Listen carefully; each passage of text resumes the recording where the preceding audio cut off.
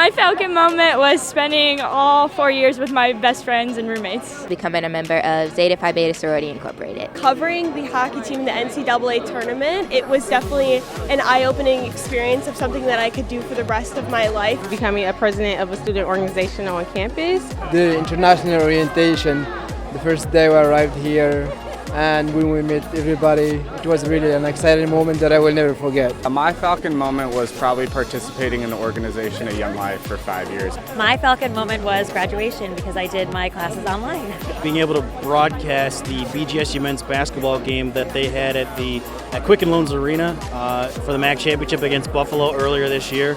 Just enjoying the day-to-day life at BGSU. My Falcon moment was joining the TRIO program. My favorite Falcon moment was joining Pi Phi.